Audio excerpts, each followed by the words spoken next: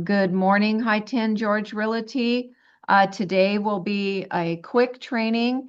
I got asked a question by a property owner about service animals and support animals because one of their tenants had asked them about it. And I told them you can speak to a lawyer. And I also sent them the car information on that. So I think it's a good topic. We should never advise stay in our lane, as our E&O attorney Brian Smith said. But there are some nice handouts that CAR has created. But so I want to go over those. It's just good for us to have a basic knowledge, but they should always seek legal advice if it's something that they're trying to dispute or not agreeing with. Okay, so let me go ahead and share my screen and we'll get started. Okay, let me move things around so I can see. Okay.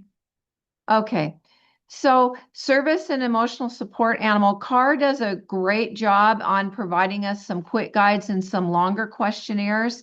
So the federal and California law require equal treatment of protective classes. Our fair housing form does show some protected classes, and people with disability are a protected class.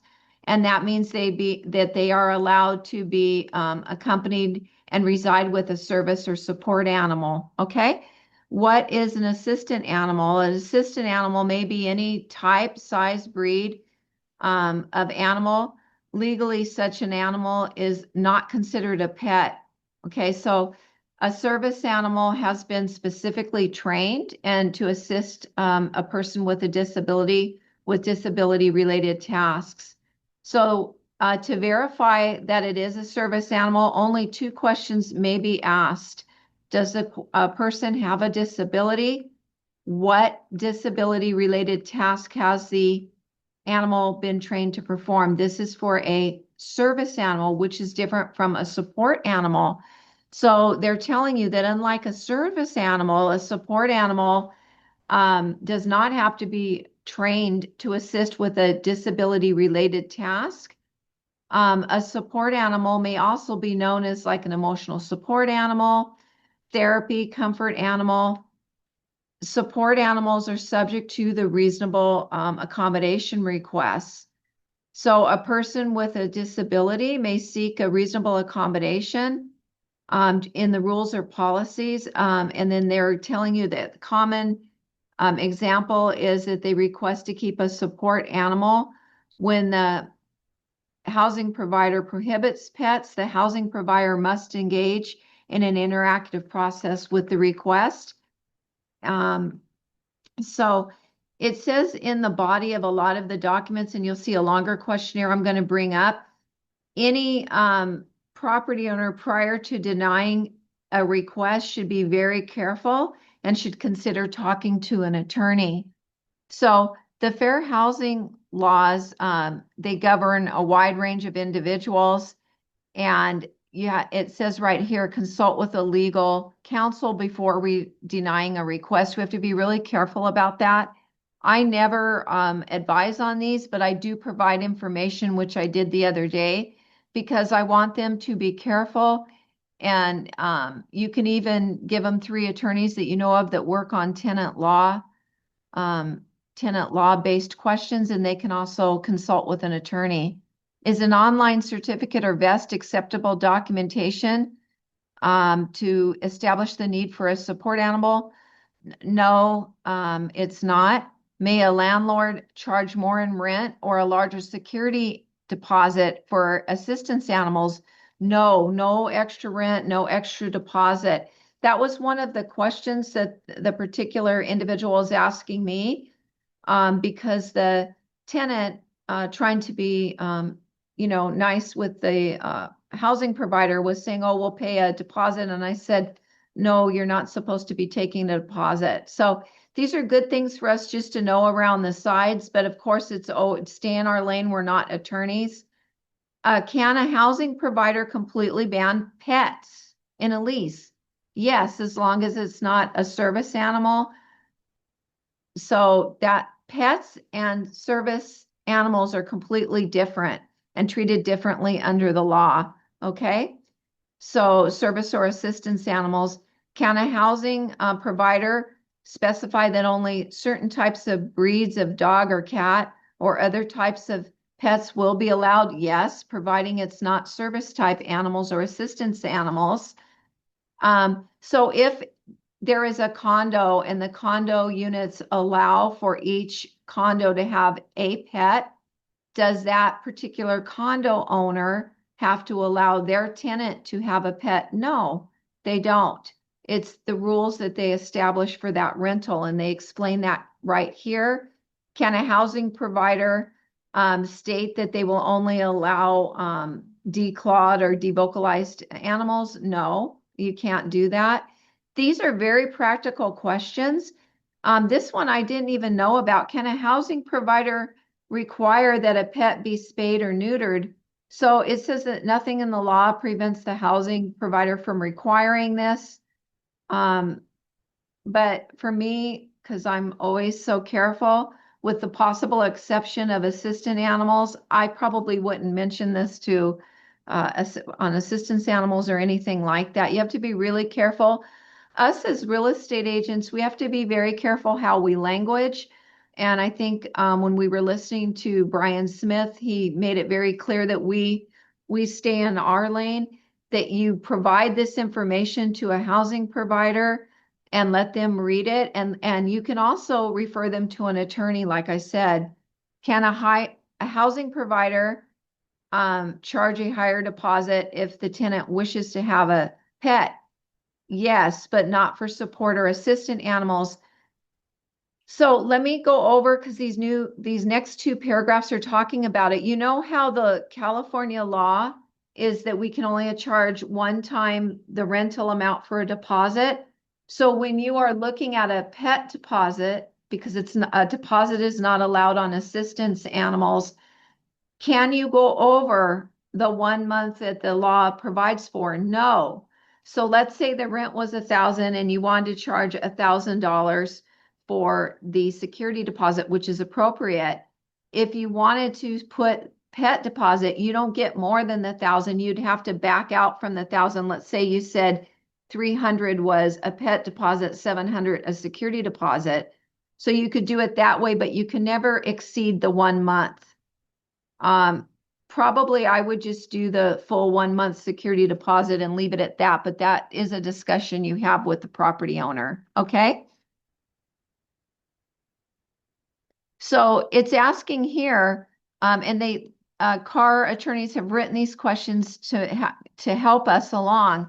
Are there any lease provisions a housing provider should consider when allowing a pet on the property? Yes, we should always attach the car form animal terms and conditions addendum, which we'll go over. It will take about 5 minutes. Support animals as reasonable accommodation.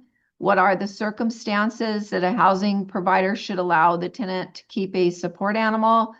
The California federal fair housing laws require a housing provider to reasonably accommodate an individual.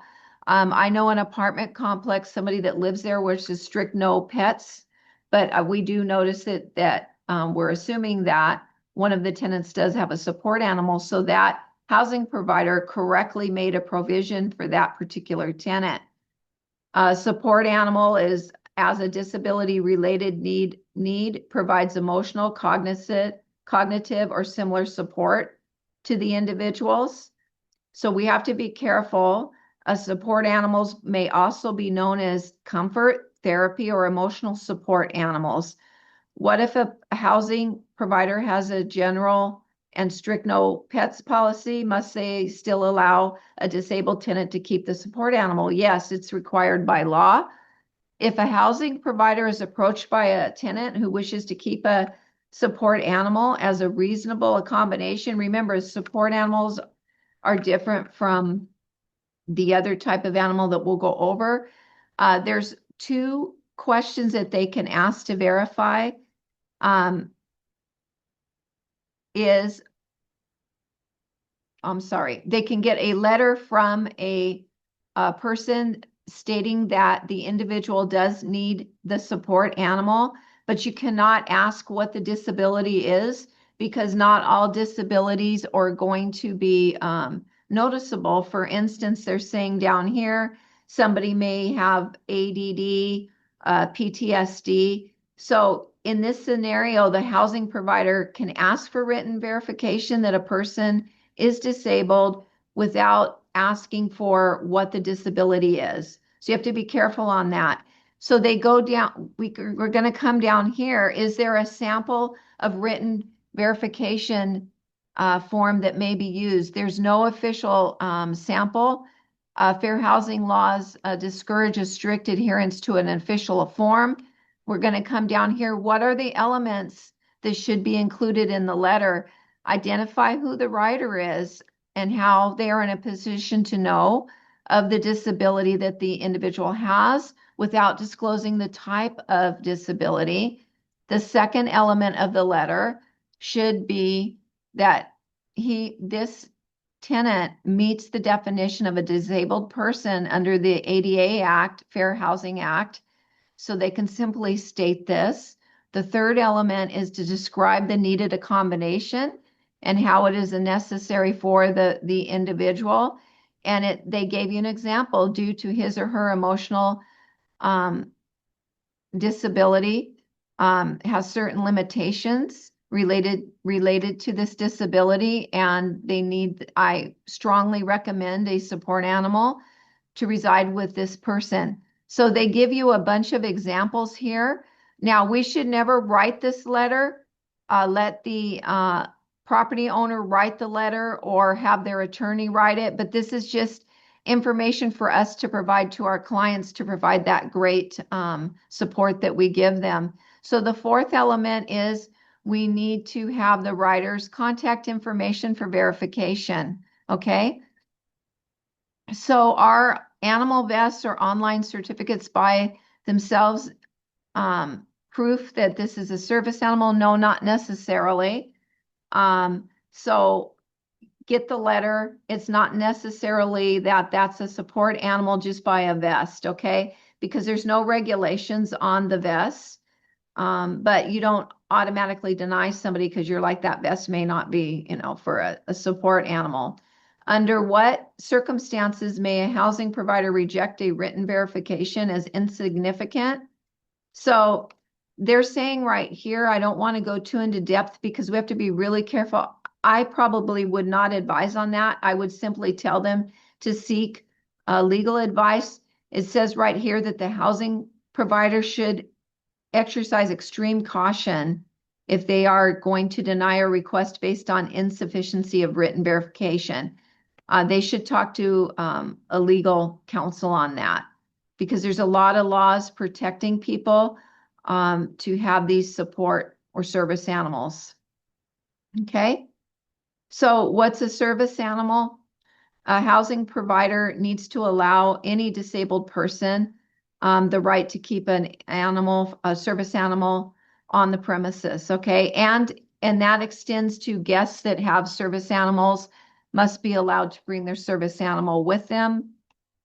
The animal must have been trained specifically to assist a person with a disability. So this is different than the emotional support animal. These service animals are trained to assist a person with a disability. And there's no formal requirements in the state as to who may train the animal. And the trainer does not have to be a certified professional, which I thought was interesting. So California law does provide for an assistant dog ID tag, but the tag is not required for a disabled person to claim that their animal is a service animal. So just because they don't have that ID tag does not necessarily mean that they're not a service animal, okay? And there's no official registry or certification program for service animals, okay? So here they're going over, may a housing provider charge a higher deposit or rent if the tenant keeps an assistant animal or service animal? No, We've went over most of this. So I am going to go ahead and get down to the form because that's very important. So this is what we need to know how to fill out. Anytime on a lease that you have an animal or a pet, we need to have this form attached. It's very important because the rules are on it. So you see, you would fill out all of the top here, animal addendum and agreement. Okay, so number 1, is it a qualified service animal under California Fair Housing Law? If that's the case, check it. Or B, a qualified support animal, check that if you know about it ahead of time. Or is it a pet? Because these are all handled differently. Now, what happens if a tenant wants a support animal after they've already signed the lease? It's probably a good idea for the housing provider to prepare this addendum and ask them to sign it. Okay, so it gives all of the information here. The tenant is not allowed to have an animal on the premises other than the ones designated above. It gives the terms and conditions down here that are applicable only for pets. So you can read these. But this form is very, very important because I've seen leases where they're allowing a pet, but they didn't attach the addendum. I would recommend that we always have this addendum attached so that, you know, it's very clear what kind of animal is there, a pet, a qualified support animal, or a qualified service animal. So today, this is all I have to cover. I thought it was important because I realized when somebody asked me for the information, I didn't readily remember everything, so I had to go back and read it. I'm going to shoot out these documents because I think it's good to keep in a book or just to know where they are so that if somebody asks you, you can send them the CAR attorney's written question and answers. It was very helpful to the people I sent it to, so they knew how to proceed within the law. Okay, so are there any questions? I know this was super short today. No. Okay, and then I'm going to start going over the AIR purchase agreement. So if you guys in here could let me know if any of you are interested in that, I'd like to get a class of about 15 before I commit to it. It'll be 2 sessions. So if anybody's interested, if you could just shoot me a text or an email, then I'll start asking people and seeing if I can gather a class of about 15. And we will go step by step through the AIR purchase agreement, and then I will roll into the AIR lease agreement. So if that's something that you're interested in learning commercial, then you're welcome to the class. And we will also be finding out from corporate. We still don't have a schedule on when the certification program, the 10 weeks for commercial, is coming around. They still have not provided a schedule for that. I know a lot of people have been asking, so I'll ask again if they have a schedule. But if you're interested in AIR training, please shoot me an email or a text, and I'm going to start putting a list together of those people.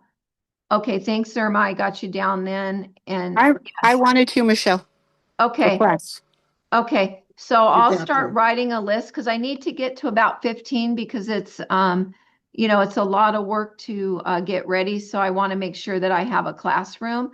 And on that training, I would really prefer it in person so we can even work with times that would work best for everybody. I'm willing to do that so that we can accommodate everybody's schedules. Okay. Okay, sounds good. Don't Thank forget you. me, Michelle. I'll put all of you down, and thank you so much for attending this very short training today, and we'll get going on AIR as soon as I put that list together. Thank you all. Okay. Have a great Thank weekend, and you. Michelle, we'll you see you too have a good Monday. weekend. Thank Bye-bye. you. Bye. Bye-bye.